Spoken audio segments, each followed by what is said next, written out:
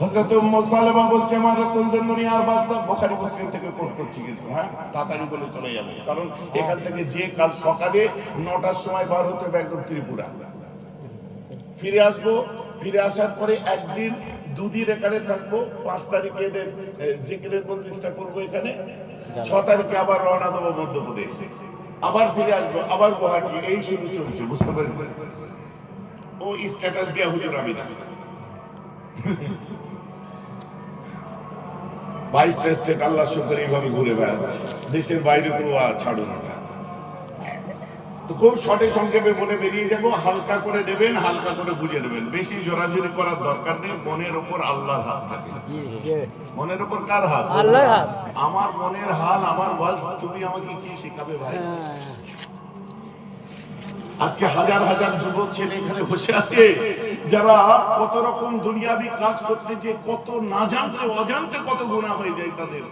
কি সাহারা গো, যে আমার নবীজি আছে, এই সাহারাই তো তারা বাইরে বার হচ্ছে।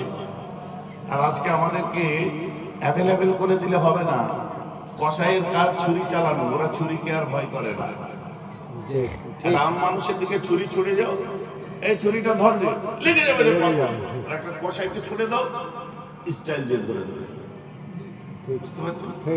তো এমন এই যে আম মানুষের হাতে, বাঁদরের হাতে খুন্তা পড়ে গেছে, বুখারী পড়ে গেছে, মুসলিম পড়ে গেছে, মোবাইলে লোড হয়ে গেছে, যাত্রার বক্তব্য শুনছে, এদেরকে আর ছুরি ভয় লাগে না, আমাদেরকে খুব ভয় লাগে। কারণ আম্মা আয়েশা একটু জোরে কথা বলেছে, বাইরে থেকে আবু বকর সিদ্দিক চিল্লে উঠেছিলেন, আয়েশা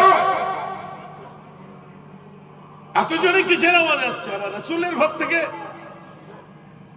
আমার রাসূল সঙ্গে সঙ্গে ব্যালেন্স দিয়েছিলেন, না আমরাই কথা বলছি বলে আম্মা আয়েশাকে বলেছিল একটু তোমায় ঘা দিত, এত চিল্লে কথা বলছি কেন?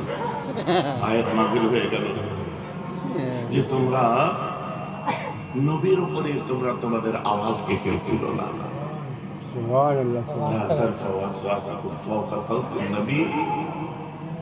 নবীর কথার উপরে, নবীর আওয়াজের উপরে যেন তোমার আওয়াজ না বুলন্দ হয়। কেন? আমার কথা বুঝতে পারছেন? কেন?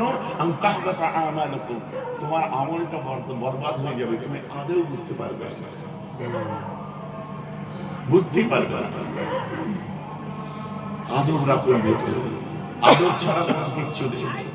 আমার তো একটাই স্বপ্ন ভাই, আপনাদের দোয়ায় আবার স্টেজে এসে বসেছি, নাহলে তো কোথায় কি হয়ে যেত। আল্লাহর প্রতিটি বাড়িতে আমার জন্য দোয়া করেছেন আপনারা যে আল্লাহ আমার ভাইজানকে সুস্থ করে দেন। আবার স্টেজে এসেছি, আমার